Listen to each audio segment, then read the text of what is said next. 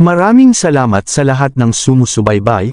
Please subscribe and follow my YouTube and Facebook channel, Filipino Novel. Maraming salamat po. Kabanata 1431. Him. Halos maiyak si Charlotte ngunit wala siyang magawa kundi sumuko sa kanya. Hindi siya masyadong bihasa sa bagay na iyon sa kabila ng pagiging isang ina. Sa katunayan, kulang siya sa karanasan. Sa totoo lang, ganoon din si Zachary. Ang kaibahan lamang ay may likas na talento ang mga lalaki sa ganitong usapin. Kinabukasan ng umaga, nagising si Charlotte bandang 10:00. Nang imulat niya ang mabibigat niyang mata, napansin niyang wala na si Zachary sa kanyang unan. Naririnig niya ang tunog ng umaagos na tubig sa banyo kaya inakala niyang naliligo ito. Habang kinukusot ang mga mata, tumingin siya sa orasan at halos mapatalon sa gulat. 11:00 na pala, agad siyang bumangon at nagsuot ng pantulog.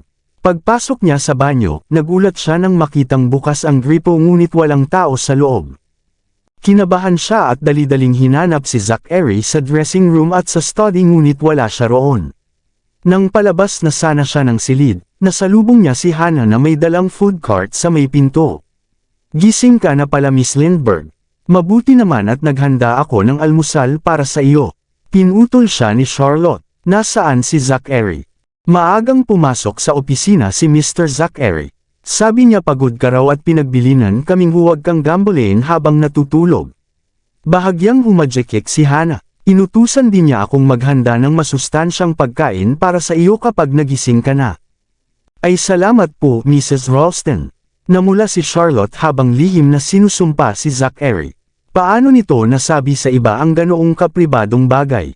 "Walang anuman. Tungkulin ko iyon." Itinulak ni Hannah ang cart papasok at inayos ang pagkain sa mesa. "Kailangan mo ba ng tutulong sa iyong paliligo?" "Hindi na po kailangan. Kaya ko na." Bahagyang nahiya si Charlotte. "Kung ganoon, magpapapasok na lang ako ng housekeeping." Mungkahi ni Hannah nang may pag-unawa.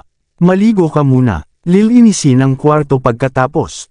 "Sige po, salamat." Mabilis na sumulyap si Charlotte sa magulong kama. Namula siya at agad pumasok sa banyo. Nang makita niya ang mga basang bahagi ng sahig, nakaramdam siya ng pagkabalisa. Maingat na tao si Zachary. Bakit hindi niya pinatay ang gripo bago umalis?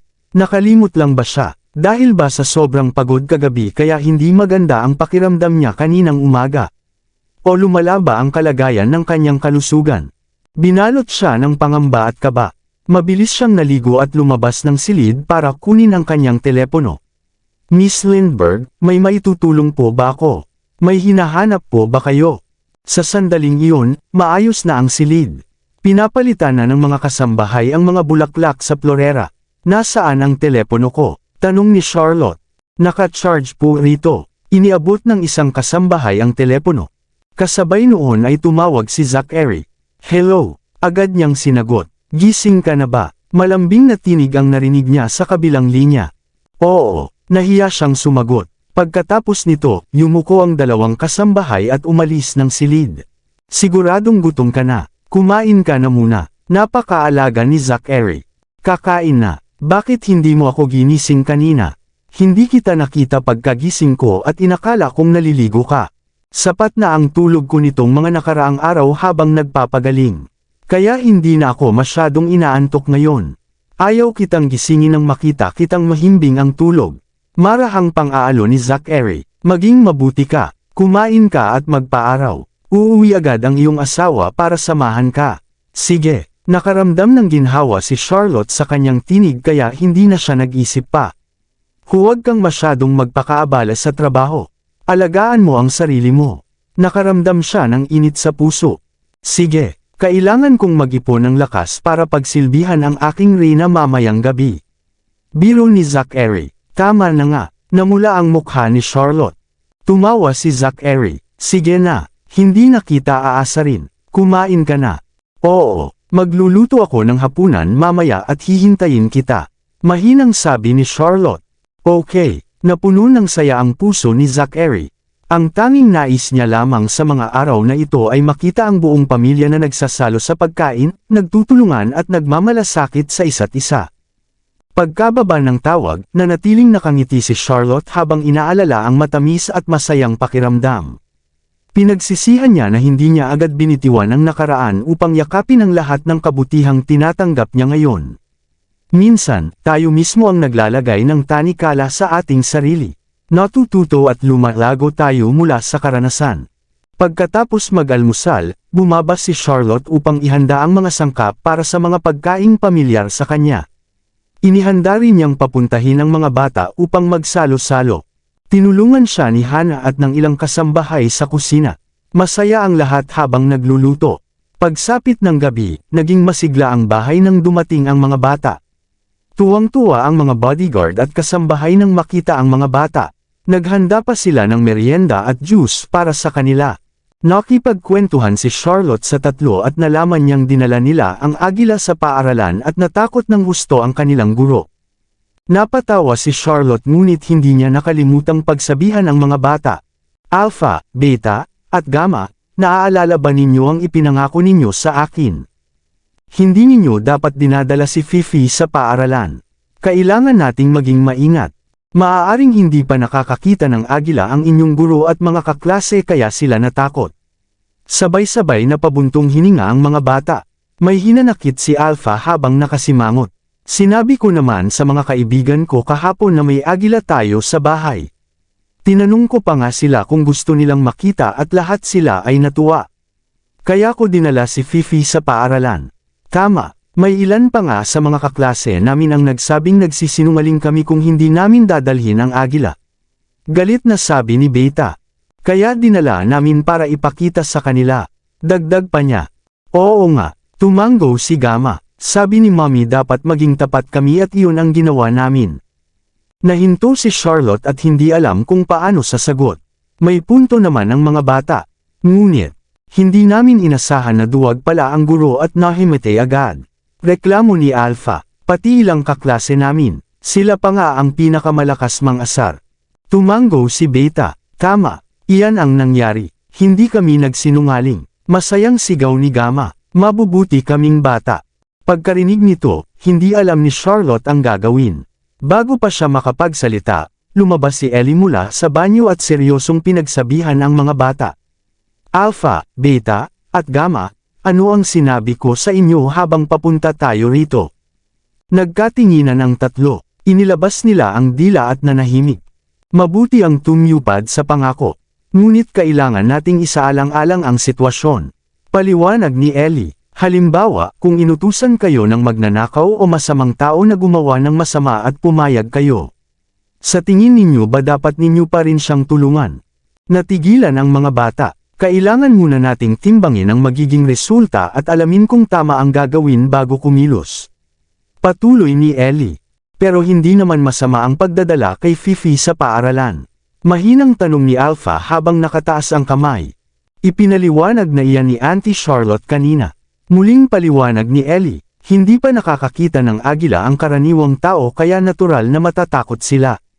Kaya may mga guro at kaklase kayong nahimete. Hindi ba kayo nakaramdam ng lungkot sa nangyari dahil sa ginawa ninyo? Oo, sabay-sabay na sagot ng tatlong bata. Mabuti, halina kayo at kumuha na ng merienda. Pinagaan ni Jamie ang sitwasyon at tinapos ang usapan. Bilang nakatatandang kapatid na lalaki, palagi niyang inaalagaan ang tatlo niyang maliliit na kapatid na babae. Ginagawa na naman ni Jamie. Siya ang naninira sa kanila imbes na pagsabihan. Walang magawa si Ellie kundi iling ang ulo at magsalita na parang isang matanda. Wala na akong magagawa kundi ako ang maging kontrabida rito. Haha, tila mahirap yan para sa iyo. Hinaplos ni Charlotte ang kanyang mukha at inudyukan. Sige na at kumuha na kayo ng merienda. Sige, dadalhin ko muna sila para maghugas ng kamay. Naging mas responsable si Ellie mula nang maging isang ate. Tinulungan siya ni Jamie na alagaan ang tatlong mas batang babae samantalang umakyat naman si Robbie dala ang kanyang laptop. Hiniling pa niya sa kasambahay na dalhan siya ng merienda sa kanyang silid. Robbie, ayaw mo bang makisama at kumain kasama namin? Nag-alala si Charlotte. Malapit nang maubos ang baterya ng laptop ko. Kailangan kong bumalik sa kwarto at tapusin ang isang bagay.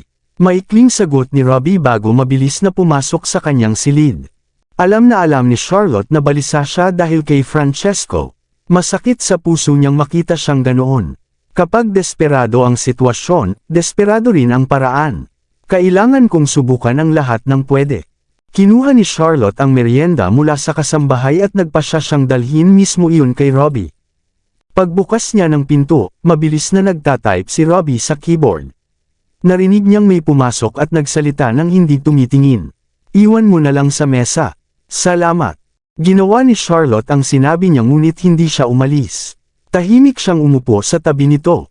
Maaari ka nang umalis. Natigil si Robbie nang magtaas siya ng ulo. Ay ikaw pala mommy. Dinalhan kita ng merienda. Malambing na tinitigan siya ni Charlotte. Huwag kang masyadong ma-stress. Kumain ka muna bago ipagpatuloy ang trabaho. Sige. In-save ni Robbie ang dokumento, naghugas ng kamay, at bumalik para kumain. Robbie, kumusta ang mga natuntun mo tungkol sa tiyahin mo? Inayos ni Charlotte ang buhok sa kanyang noo. Oo, mommy. Malinaw kong nakikita ang mga pahiwatig na nasa harap ko lang pero paulit-ulit akong natitigil sa iisang punto. Nakakunot ang noo ni Robbie habang inilalabas ang kanyang pagkadismaya. Lumalala na ang kalagayan ni Daddy.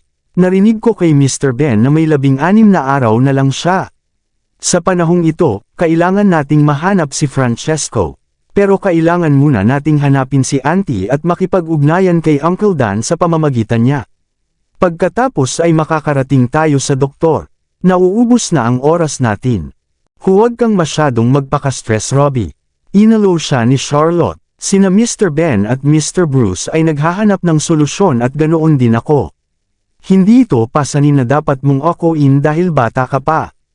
Gawin mo lang ang kaya mo. Pero gusto kong iligtas si Daddy. Nabulol si Robbie habang naiisip ang sakit ng kanyang ama. Hindi naging madali para sa inyong dalawa na magkaayos. Ngayon na malapit na ang kasal ninyo, magkakaroon na kami nina Jamie at Ellie ng masayang pamilya. Ayokong mawala si Daddy sa panahong ito. Siya. Pamatak ang luha sa kanyang maliit na mukha. Robbie, mahigpit siyang niyakap ni Charlotte. Kumirot ang puso niya sa lungkot ng bata. Kasalanan ko ito. Kung natukoy ko lang sana ang problema ng mas maaga at nanatili sa HCT para sa gamutan imbes na dalhin si Dr. Felch sa Erihal. Baka iba ang kalagayan ngayon ng daddy mo. Mommy, wala na tayong oras para magsisi. Kailangan nating makahanap agad ng paraan. Nagpanik si Robbie. Maaari mo bang subukang kontakin sina Uncle Gordon at Uncle Sean? Oo, tumango siya. Sinusubukan ko silang kontakin pero nag-alinlangan si Charlotte. Kapag hindi ko sila kinausap, nakataya ang buhay ni Zachary at mawawala ang huling pag-asa. Kapag ginawa ko naman, maaaring madamay si Danrick. Hindi mo ba sila makontak? May sumusubaybay ba sa kanila sa pamamagitan ng ginagamit nilang komunikasyon? Madaling nabasa ni Robbie ang dilemma ni Charlotte. Oo, tumango siya. Napakahirap nitong mga araw na ito. Gayunman, susubukan kong pumunta sa Mount Phoenix. Ano ang balak mong gawin sa Mount Phoenix? Litong-lito si Robbie. Wala na roon si Dr. Felch.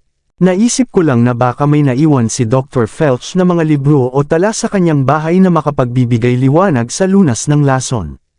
Dagdag pa niya, marami ring kaalaman sa medisina sina Haley at ang iba pa. Gusto ko silang anyayahang pumunta para tingnan ang daddy mo.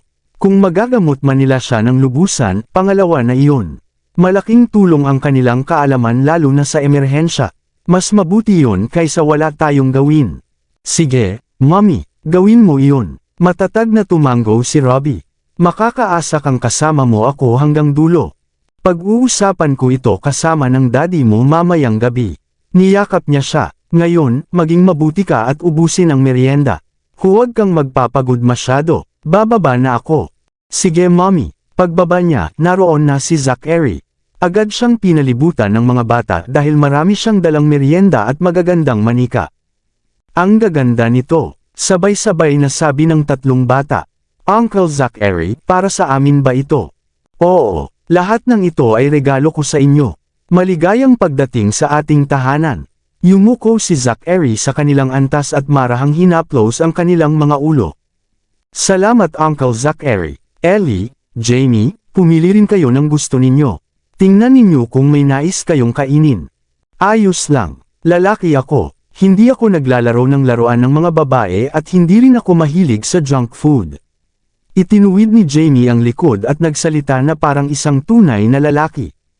Hahaha, natawa si Zachary. Maglalaro tayo ng soccer mamaya. Oo, Aztec. Paulit-ulit na tumango si Jamie. Hindi pwede. Tumutol si Charlotte. Kailangang samahan ako ng daddy ninyo ngayong gabi. Jamie, maaari kang maglaro kasama si Mr. Marino. Sige, naiintindihan ko. Unahin si Mommy. Bilang masunurin, kinindatan niya ang ama at pinaalalahanan ito. Daddy, manatili ka kay Mommy. Maging mabait ka sa kanya. Haha, pasaway ka. Natatawa niyang kinurot ang pisngi ng kanyang anak. Marahil ang mga araw na ito ang pinakamaraming beses na pagtawa niya sa buong buhay niya. Napakasigla at puno ng saya ang kanyang pakiramdam. Nang makita iyon, hindi maiwasang makaramdam si Charlotte ng kaunting lungkot. Pakiramdam niya ay pilit lamang nitong pinapalakas ang loob at hinahanap ang saya sa gitna ng lungkot. Habang lumilipas ang bawat araw, takot na takot siyang tuluyang mawala ito. Ano ang iniisip mo? Inabot ni Zachary ang kanyang pisngi ng may lambing. Nagtatampo ka ba dahil wala akong dinalang laruan para sa iyo? Sak! Ngumiti si Charlotte. Bakit napaaga ang uwi mo ngayon? Nakasanayan na niyang yakapin siya. Dahil miss kita, yumuko siya at hinalikan siya. Nako, kinikilabutan ako. Tinakpan ni Ellie ang kanyang mga mata at tumakbo palayo. Hahaha, tumawa si Jamie at lumabas para maglaro. Paano mo nagagawa iyan sa harap ng mga bata? Bago pa siya makalayo, mabilis siyang hinalikan muli ni Zachary. Yakap-yakap siya, inangat niya ang kanyang mukha at muling hinalikan ng may pagnanasa. Kahit ilang segundo lamang iyon, sapat na upang tumibok ng mabilis ang puso ni Charlotte lalo na at nangyari iyon sa sala sa harap ng maraming mata. Bumalik na tayo sa kwarto. Marubdob niyang bulong habang kinagat ang kanyang tainga. May sasabihin ako sa iyo. Hiem, namula si Charlotte at tumango. May nais din akong pag-usapan sa iyo. Magkahawak kamay silang umakyat sa itaas. Nainggit ang mga kasambahay at bodyguard. Masaya ang lahat sa naging takbo ng kanilang buhay. Pagdating sa kwarto, naglabas si Zachary ng isang buntan ng mga dokumento. Inabot niya kay Charlotte ang isang pan at iniutos. Pirmahan mo ito. Ano ang mga ito? Nais munang basahin ni Charlotte ngunit pinigilan siya ni Zachary. Ipinatong niya ang kamay sa mga dokumento at minadali siya. Bilasan mo at pirmahan mo. Kabanata 1435. Ano ito? Bakit parang takot na takot kang basahin ko ang mga ito? Natatawang tanong ni Charlotte. Bilasan mo na at pirmahan mo na. Naiinip na si Zachary. Natatakot ka bang lokohin kita? Hindi naman. Alam niyang wala itong masamang balak laban sa kanya. Kaya nilagdaan niya ang dokumento ayon sa hiling nito. Pagkatapos, inabot ni Zachary ang inkpad para sa thumbprint niya. Pagkatapos niyang pumirma, inalis ni Zachary ang kamay niya sa kontrata. Nanlaki ang mata ni Charlotte nang mabasa niya ang pamagat. Isa itong kasunduan sa paglilipat ng mga bahagi ng kumpanya. Naguguluhan, tinanong niya, ano ito? Ano ang balak mong gawin?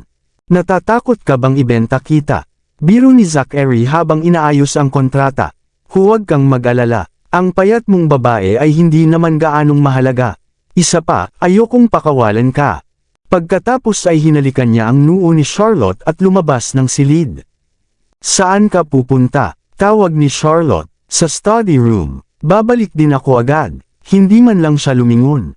Ang nais lamang niyang gawin sa lalong madaling panahon ay ayusin ang lahat ng bagay na may kaugnayan sa kanyang pagpanaw, kabilang na ang kanyang testamento. Kung hindi, natatakot siyang hindi na sasapat ang natitirang oras niya upang isa-isahin ang lahat ng paglilipatan ng pamamahala ng isang napakalaking korporasyon. Bagamat hindi nakita ni Charlotte ang buong nilalaman ng mga dokumento, alam na alam niya ang layunin at intensyon niya. Alam niyang kaunti na lang ang oras niya kaya inaayos na niya ang lahat habang may pagkakataon pa. Habang iniisip niya ito, lalo siyang nababalisa. Sa pagkakataong iyon, tumawag si Hailey. Hi Hailey, agad na sagot ni Charlotte. Charlotte, mabuti at nakausap kita ulit. Ayos ka lang ba? Maraming nangyari matapos mailigtas si Charlotte mula kay Luis na dumukot sa kanya. Wala siyang sapat na oras upang personal na tawagan si Hailey at sa pamamagitan lamang ng tauhan niya ito napaalam. Ayos lang ako, sagot ni Charlotte. Pasensya ka na at ngayon lang ako tumawag. Masyadong magulo ang mga nagdaang araw.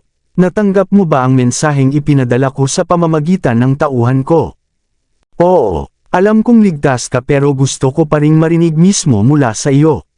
Nakahinga ng maluwag si Hailey. Salamat. Nakaramdam ng init si Charlotte. Hailey, may naiwan bang mga aklat si Dr. Felch tungkol sa medisina? May nabanggit ba roon tungkol sa paglunas ng lason? At alam mo ba kung may paraan siyang makontak si Francesco? May naiwan siyang ilang aklat pero hindi ako sigurado kung makakatulong ang mga iyon. Sagot ni Hailey, tungkol naman sa contact ni Francesco, wala talaga akong alam. Hahanapin ko. Nag-aayos ako ng mga gamit ni Dr. Felch nitong mga araw na ito. Bibisita ako roon isa sa mga araw na ito. Nakaramdam ng pag-asa si Charlotte. Huwag mo munang itapon ang mga gamit niya. Baka kailanganin pa. Alam ko, tumango si Hailey. Maging maingat ka palagi. Sana wala nang masamang mangyari muli. Hanggang ngayon, takot pa rin kami ni Sam sa nangyari sa iyo noon. Huwag kang mag-alala. Ayos lang ako. Pagkatapos kausapin si Hailey, pumunta si Charlotte sa study room ni Zachary. Nang kakatok pa lamang siya, bumukas ang pinto. Lumabas si Rodney at magalang na yumuko. Mrs. Knock.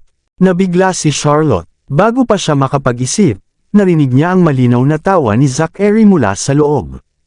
Haha, may maliwanag kang kinabukasan. Magalang na tumango si Rodney at umalis. Namula si Charlotte at pumasok sa silid. Ano ang itinawag niya sa akin? Mrs. Knock. Nakangiting sagot ni Zachary. Alam ng mga tao sa paligid ko na ikakasal na tayo. Wala nang atrasan, Mrs. Knock. Paano nalaman ni Mr. Williams gayong hindi mo pa inaanunsyo? Ngumiti si Charlotte at halatang masaya.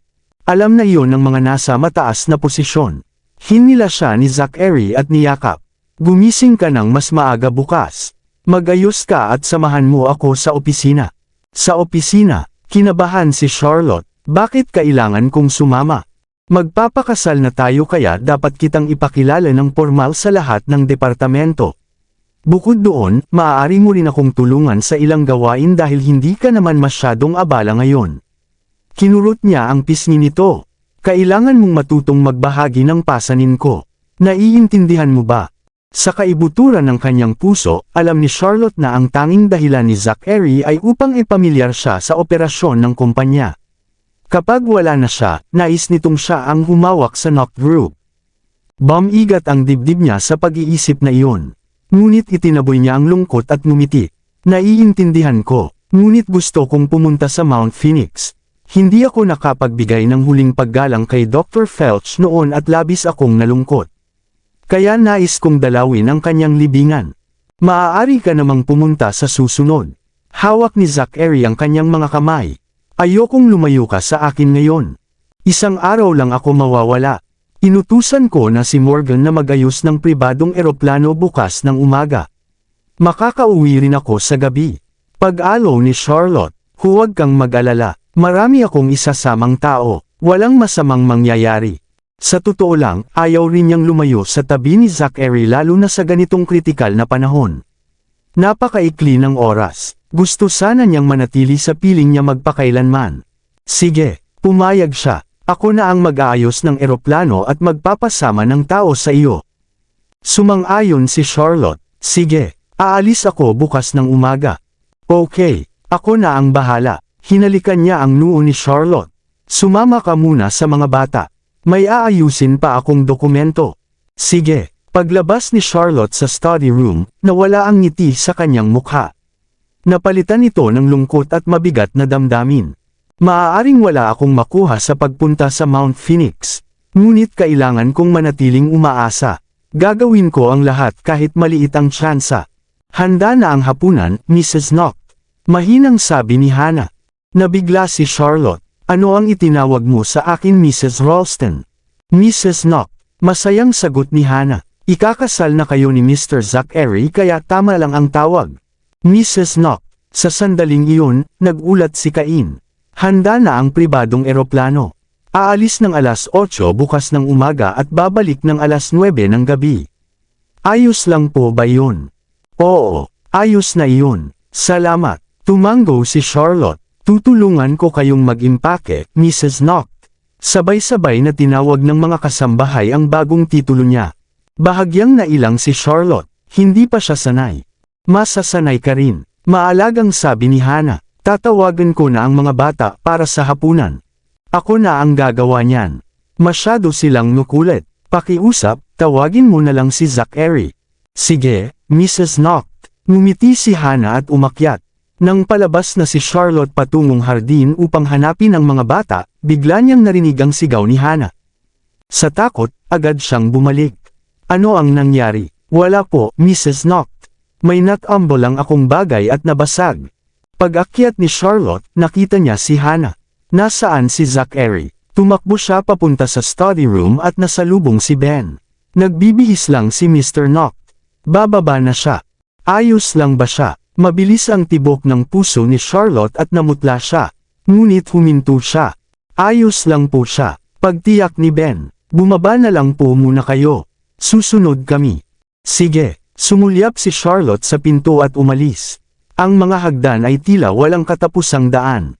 Bawat hakbang ay mabigat. Parang may malaking batong dumagan sa kanyang dibdib at halos hindi siya makahinga. May nangyari kay Zachary ngunit ayaw nilang ipaalam sa akin at sa mga bata. Kaya tinatakpan nila ito. Isang madilim na ulap ang bumalot sa kanya. Gusto niyang yakapin si Zachary ngunit alam niyang masakit para dito kung gagawin niya iyon. Isa siyang taong may dangal at mataas ang pride. Hindi niya hahayaang makita siya sa pinakamarupok niyang kalagayan. Kaya wala siyang magawa kundi magpanggap na walang alam habang dumudugo ang kanyang puso sa matinding lungkot. Matapos maghugas ng kamay, umupo na ang mga bata sa hapagkainan. Nagniningning ang kanilang maliliit na mukha habang inaabangan ang masasarap na pagkaing nasa mesa. Gayunman, hindi sila nang ahas na kumilos hanggat wala sina Charlotte at Zachary. Tumulong si Charlotte sa kusina habang hinihintay na bumaba si Zachary mula sa itaas. Paikot-ikot siya sa paglalakad dahil sa matinding kaba. Nang paakyat na sana siyang muli para tingnan siya, dumating si Marino at ipinaalam, Mrs. Knock, pinapasabi ni Mr. Knock na mauna na kayong kumain kasama ang mga bata. May agarang bagay siyang kailangang asikasuhin. Pagkarinig nito, kinabahan si Charlotte. Agad niyang alam na lumala ang kalagayan ni Zachary. Gayunpaman, kailangan niyang panatilihin ang kanyang sarili at huwag ipahalata sa mga bata. Kailangan kong manatiling kalmado. Sige, naiintindihan ko. Pigil ang sabi niya habang pinipigil ang masamang damdamin. Pinanatili niyang kalmado ang kanyang mukha. Mrs. Ralston, pakitabi po ang pagkain para kina Zachary at Ben. Mauuna na kaming kumain ng mga bata. Sige, Mrs. Knock. Sagot ni Mrs. Ralston na bahagyang nauutol ngunit pinilit ding maging mahinahon. Sige mga mahal, kain na tayo. Aya ni Charlotte sa mga bata. Agad silang nagsimulang kumain. Nag-alala si Ellie. Mommy, bakit sobrang busy ni Daddy? Oo nga, hindi ba siya pwedeng magtrabaho pagkatapos ng hapunan? Tumingin si Jamie sa hagdan. Dadalhan ko na lang ba siya ng pagkain? Hindi na kailangan. Nagtatrabaho pa si Daddy kaya huwag muna natin siyang gambalain. Kapag tapos na siya, bababa rin siya. Pero, bakit ang dami mong tanong? Kumain ka na lang. Singhal ni Robbie. Nagulat si Jamie sa biglaang pagsita.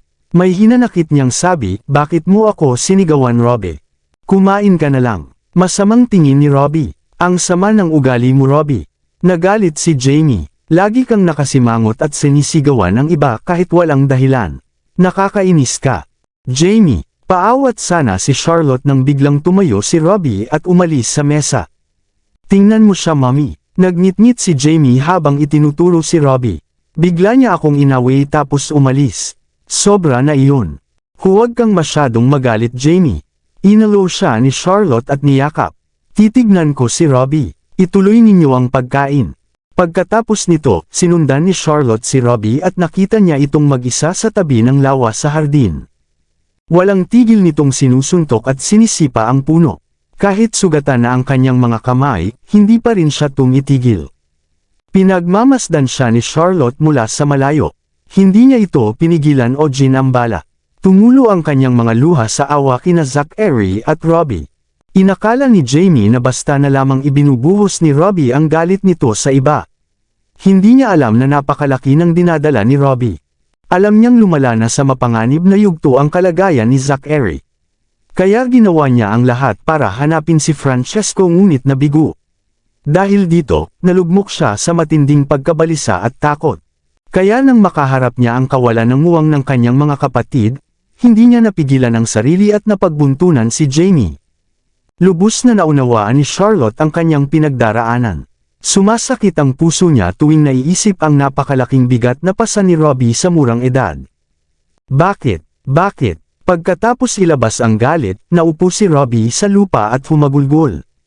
Hindi siya agad inalaw ni Charlotte. Nanatili siyang nakamasid mula sa malayo at binigyan siya ng oras at espasyo. Marahil ay gagaan ang pakiramdam niya pagkatapos nito. Makalipas ang matagal na sandali, pinunasan ni Robbie ang kanyang luha at nagsalita nang makalapit si Charlotte. "Mommy, kailan ka pupunta sa Mount Phoenix?" "Bukas ng umaga." Tinulungan niya itong tumayo at tinalya ng panyo ang mga sugat sa kamay. Habang umiiyak, sinabi ni Charlotte, "Robbie, alam ko kung gaano kabigat ang pakiramdam mo. Naiintindihan ko rin ang bigat ng pressure na dinadala mo. Hindi ko alam kung paano ka mapapagaan, pero gusto kong maging maayos ka. Iwan mo sa akin ang iba, ayos ba? Gawin natin ang lahat ng magkasama." Paos ang tinig ni Robbie. "Pag-isipan natin ang solusyon." "Robbie," naawa si Charlotte sa kanya. "Bata ka pa. Ayokong mabigatan ka. Gusto kong iligtas si Daddy." Kunot-noo at matigas ang kanyang mukha. "Sigurado akong kaya kong lutisin ang problema. Humingi na rin ako ng tulong kay Mr. Stark." "Sige, mag-iisip tayo ng magkasama." Masakit ang puso ni Charlotte para sa kanyang anak at niyakap siya. "Bumalik na tayo. Lalagyan kita ng gamot." Masunurin si Robbie at sumama pabalik sa loob. "Mommy, tingnan mo si Daddy at baka. Ayaw niyang makita natin siya. Huwag na nating pahirapan pa siya." "Pakiusap." Namula ang mga mata ni Charlotte. "Naiintindihan ko." Yumuko si Robbie. Pagbalik nila sa hapagkainan, tumalikod si Jamie nang makita si Robbie. "Robbie, ano ang nangyari sa kamay mo?" Nang makita ni Ellie ang sugat, dali-dali siyang lumapit. "Nasugatan ka. Ano ang nangyari?" Mabilis na lumapit si Morgan. "Robbie, paano ka nasugatan? Dalhin siya at gamutin ang sugat." Utos ni Charlotte. "Opo." Sumunod si Morgan. Nang makita ni Jamie ang sugat sa kamay ni Robbie, hindi niya napigil ang mag-alala kaya sumunod siya. "Robbie, tulungan kita." "Jamie, pasensya na kanina. Hindi ko sinasadyang magalit sa iyo. Ayos lang. Sanay na ako." Tutal ikaw ang panganay. Wala na akong magagawa kung sisigawan mo ako." "Parang ganoon nga. Ikaw talaga. Hahaha." Dahil mga bata pa sila, agad ding naayos ang kanilang alitan. Nang makita silang dalawa, nakaramdam ng init sa puso si Charlotte. Kahit kumakain pa rin siya kasama ng mga bata, halos wala siyang ganang kumain. Sa halip, palagi siyang tumitingin sa itaas at iniisip kung kumusta na si Zachary. Samantala, sa study room sa ikalawang palapag, nakahiga si Zachary sa sofa. Mapotla ang kanyang mukha at napakahina niya. "Paparating na si Reyna. Uminom ka muna." Tumulong si Ben na paupuin siya at painumin. Ngunit tinanggihan ito ni Zachary sa pamamagitan ng sinyas. Matapos humiga ng kalahating oras, bahagya na siyang nakabawi mula sa naunang pag-atake. Unti-unti ring lumino ang kanyang isip. Hindi na ito pwede. Namumula ang mga mata ni Ben. Dapat ba tayong pumunta sa ospital? Masyadong mahina para magsalita. Ipinikit ni Zachary ang kanyang mga mata. Bago siya tuluyang nawala ng malay, ang huli niyang bilin kay Ben ay itago ang kanyang kalagayan kina Charlotte at sa mga bata. Iyon lamang ang mahalaga sa kanya. Sa totoo lang, hindi na siya umaasang mabubuhay pa. Mr. Knock. Habang nakikita ang kalagayan ni Zachary, napuno ng luha ang mga mata ni Ben. Kung maaari lang, siya na sana ang magdusa kapalit nito. Maya-maya, dumating si Reyna kasama ang kanyang assistant. Ngunit nang makita niya si Charlotte kasama ang mga bata sa sala, bumagal ang kanyang lakad at nagkunwaring kalmado. Mrs. Noct, narito ako para palitan ang benda ng sugat ni Mr. Noct. Sige, kahit nag-aalala, pinanatili ni Charlotte ang kanyang pagiging kalmado. Sige, tumango si Reyna at agad umakyat kasama ang kanyang assistant. Dito, naghihintay si Marino sa hagdan. Pagpasok ni Reyna sa silid at makita si Zachary na nakahiga sa sofa, nanlambot ang kanyang mga tuhod. Ngunit pinilit niyang lumapit at suriin ang kalagayan nito habang nakaluhod, saka ibinigay ang gamot. Anong gamot iyon? Makakatulong ba iyon? Tanong ni Ben. Nakausap ko si Dr. Wright bago ako dumating. Mahinang paliwanag ni Reyna, iyon ang iminungkahi niya. Ano pa ang sinabi niya? May iba pa ba siyang ideya? Yuzisa ni Ben. Malungkot na umiling si Reyna at wala nang sinabi pa. Matapos inumin ang gamot, unti-unting nakatulog si Zachary. Mas maaliwalas ang kanyang mukha kaysa kanina. Tinakpan siya ng kumot at sinabi ni Reyna, hayaan ninyo siyang matulog. Mas gagaan ang pakiramdam niya paggising niya. Ano ang sinabi ni Dr. Wright? Bakit siya biglang nagkaroon ng shock? Labis ang pagkabalisa ni Ben. Sinabi niya na ang pagpasok sa shock ang itinuturing na pinakamagandang posibleng kinalabasan. Malungkot ang tono ni Reyna. Kung hindi dahil sa malakas na pangangatawan ni Mr. Noct, natatakot akong. Pagkarinig nito, mariing sinuntok ni Ben ang pader dahil sa matinding pagkadismaya. Boom! Kasabay ng pagyanig ng pader, bumigat din ang pakiramdam ng lahat. Ang napakadelikadong sitwasyong iyon ay mabigat na bumalot sa kanilang isipan. Sa tulong ni Dr. Wright, sinubukan naming makipag-ugnayan sa mga doktor mula sa iba't ibang panig ng mundo. Ngunit sa kasamaang palad, umatras silang lahat nang marinig ang kalagayan niya. Hindi napigil ang bumantong hininga si Reyna. Labis din akong nababalisa. Sa ganitong sitwasyon, hindi rin natin kayang magsugal sa ibang paggamot. May balita ba mula kay Bruce? Mahinang tanong ni Marino. Wala, umiling si Ben. Paano naman si Miss Lindbergh? Tanong ni Reyna. Si Miss Lindbergh ay walang tigil sa pag-iisip ng paraan. Ngunit nawalan siya ng contact kina Sean at Gordon. Paliwanag ni Ben. Dahil hinahabol ng mga kalaban si Mr. Lindbergh, hindi na nakakagulat na pinutol nila ang komunikasyon. Ano na ang gagawin natin? Malalim ang pagkakunot ng noo ni Reyna. Balak ni Miss Lindbergh na pumunta sa Mount Phoenix bukas at tingnan kung may mahahanap siya sa lugar ni Dr. Felch. Mahinang sabi ni Marino, narinig ko kay Morgan na maraming iniwang medical book si Dr. Felch roon bago siya pumanaw. Baka gusto niyang maghanap ng mga pahiwatig sa pag-aaral ni Dr. Felch kung paano makontak si Francesco. Mabuti, magandang ideya iyon. Paulit-ulit na tumango si Ben. Baka may matuklasan siyang kapaki-pakinabang. Sana nga, muling nagkaroon ng pag-asa si Reyna. Ngunit kaunti na lang ang oras natin. Kapag hindi natin agad nahanap si Francesco, mangyayari ang maaga pa para pag-usapan iyon. Sa ngayon, manatili ka muna rito sa mga susunod na araw sakaling may mangyari kay Mr. Noct. Utos ni Ben. Samantala, tutulungan ko siyang bumalik sa kanyang silid. Sige. Pagbaba ni Reyna, sinabi niya kay Charlotte na napalitan na niya ang benda sa sugat ni Zachary at nakatulog ito dahil sa panghihina. Agad umakyat si Charlotte upang tingnan siya at nakita niyang mahimbing itong natutulog sa kama. Ayaw siyang mabahala, maingat na paliwanag ni Ben, pagod lang talaga si Mr. Noct. Gagaan ang pakiramdam niya paggising. Tigilan mo na ang pagtatago sa akin. Nawalan ba siya ng malay? Parang may bumabara sa kanyang lalamunan habang nagsasalita. Hindi, mahinang sagot ni Ben. Nagkaroon siya ng shock. Pumikit si Charlotte at nilunok ang buntong hininga na muntik nang makawala. Nabigyan na siya ng gamot at dapat ay magising siya bukas ng umaga. Pag-alo ni Ben, manatili ka na lang sa tabi niya. Mauuna na ako. Tumango si Charlotte at ibinaling ang tingin kay Zachary. Binalot ng sakit at pangamba, hindi niya napigil ang tawagan muli si Danrick. Ngunit muli na naman siyang nabigo. Ganoon din ang resulta ng tawagan niya sina Sean at Gordon. Hawak ang telepono, naupo si Charlotte sa tabi ng kama na bagsak ang mga balikat. Sa sandaling iyon, ang tanging pag-asa niya ay ang pagpunta niya sa Mount Phoenix kinabukasan. Sana ay may makita akong mahalagang pahiwatig sa pag-aaral ni Dr. Felch. Matapos panasan ang katawan ni Zachary at bihisan siya ng pijama, tahimik na nanatili si Charlotte sa kanyang tabi. Hindi niya napigilan ang pag-agos ng kanyang mga luha nang makita ang lubhang panghihina nito.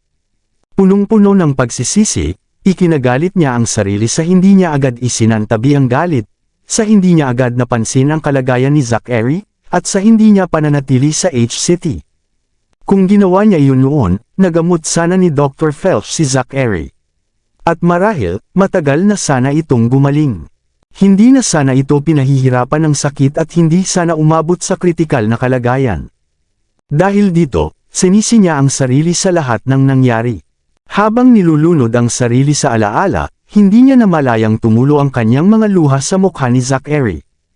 Nang abutin niya ito upang panasan, bigla niyang naramdaman ang mainit na palad na humawak sa kanyang kamay. Pagkatapos, isang paos na tinig ang bamulong, "Hindi pa ako patay. Huwag kang mag-alala." Kabanata 1440. Sa sandaling marinig ni Charlotte ang kanyang sinabi, hindi na niya napigilan ang emosyon. Isinandal niya ang sarili sa katawan ni Zachary at humagulgol. Bagamat mahina pa, iniunat ni Zachary ang kanyang mga kamay at niyakap siya habang nakapikit. Alam niyang matagal nang alam ni Charlotte ang tungkol sa kanyang kalagayan. Gayunpaman, pareho silang nagkunwaring walang alam. Ayaw niyang mag-alala siya, at ganoon din ang nararamdaman ni Charlotte. Kaya pareho nilang itinago ang katotohanan dahil sa pagmamalasakit sa isa't isa. Sa sandaling iyon, biglang napagtanto ni Zachary na walang saysay ang lahat ng kanyang mga pangamba. Inalala niya noon na baka manatili lamang si Charlotte sa kanyang tabi dahil sa responsibilidad at para sa mga bata. Ngunit ngayon ay lubos niyang naunawaan na tunay siyang mahal nito. Basa na ng luha ni Charlotte ang kanyang kwelyo. Ang kanyang mga hikbi at mainit na luha ang malinaw na patunay ng pagmamahal nito sa kanya. Bagamat masakit sa kanyang puso na makita siya sa ganoong kalagayan, isang mainit na ngiti ang sumilay sa kanyang mga labi. Dahil sa sandaling iyon, naramdaman niyang buo na ang kanyang buhay. Narating niya ang rurok ng kanyang karera, may mga kaibig-ibig siyang anak, at ang babaeng mahal niya ay mahal din siya ng buong puso. Nasa kanya na ang lahat ng kanyang hinahangad. Ang tanging pinagsisisihan niya sa buhay ay hindi niya magagawang tumanda kasama ang kanyang pamilya. Sa pag-iisip na iyon, labis niyang ikinalungkot. Matagal na umiyak si Charlotte bago tuluyang huminto. Nakatago pa rin ang mukha niya sa balikat ni Zachary habang inaabot ang tissue. Pagkatapos panasan ang kanyang mga luha, dahan-dahan niyang itinaas ang ulo. Napangiti si Zachary nang makita ang itsura niya. "Para kang pangit na halimaw. Ikaw ang pangit na halimaw." Habang nakatalikod at pinupunasan ang ilong, umiiyak pa rin siya. Silly girl. Puno ng lambing ang kanyang mga mata habang nakatingin sa kanya. "Dapat kang maligo." Makalipas ang ilang sandali, lumabas si Charlotte mula sa banyo. Nakatali ang kanyang mahabang buhok at tanging tuwalya lamang ang nakabalot sa kanyang katawan. Sa halip na magsuot ng damit, pumasok siya sa ilalim ng kumot at sumandal sa mainit na katawan ng lalaki. Inilagay ni Zachary ang kanyang braso sa balikat niya, hinila siya palapit, at hinalikan ang kanyang noo. Tulad ng isang kutyeng, mahinhin na yamakap si Charlotte sa kanyang dibdib. Wala na siyang magawa kundi manatili sa tabi niya. Sa bawat tibok ng kanyang puso, saka lamang siya nakakaramdam ng kapanatagan. Wala ni isa sa kanila ang nagsalita. Tahimik lamang silang magkayakap at ninanamnam ang payapang sandali.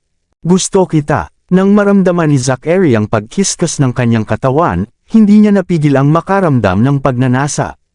"Hindi," matigas na sagot ni Charlotte. "Ganito ang nangyari sa iyo ngayon dahil nasobrahan tayo kagabi." Nang masabi niya iyon, muling nanginig ang kanyang tinig. "Walang kinalaman iyon, silly girl." Habang dumadaos-dos ang kamay ni Zachary sa kanyang katawan, lalong tumitindi ang kanyang nararamdaman dahil sa makinis na balat nito. "Tigilan mo na." Itinaas ni Charlotte ang ulo at hinalikan ang kanyang baba. "Matulog ka na agad." "Paano ako makakatulog?" Habang kinakagat ang kanyang tainga, muling gumala ang kanyang mga kamay sa malambot niyang katawan. "Tawagin mo akong hubby." "Hubby," mahinang bulong ni Charlotte na parang kuting. "Ulitin mo, hubby, hubby." "Good girl." Yumuko si Zachary at hinalikan siya. Ngunit kinabahan si Charlotte kaya ipinatong niya ang kamay sa dibdib nito upang pigilan siya. Habi, huwag, ang katawan mo. Isang halik lang. Marahang hinalikan ni Zachary ang kanyang noo, mga mata, pisngi, at sa huli ang kanyang mga labi, inukit ang bakas ng pagmamahal. Samando si Charlotte sa kanyang dibdib at ibinaon ang sarili sa mga halik na ipinagkakaloob niya. Nang halikan niya ang kanyang tainga, bamulong siya, tandaan mo ito. Ikaw ay akin magpakailanman. Kahit mamatay pa ako balang araw, mananatili kang akin. Hiem. Tumango si Charlotte na may luha sa mga mata. Hindi na siya nakipagtalo tungkol sa kanyang kalagayan at sa halip ay sumunod na lamang. Anumang hilingin niya, gagawin niya, basta't mapaligaya lamang siya.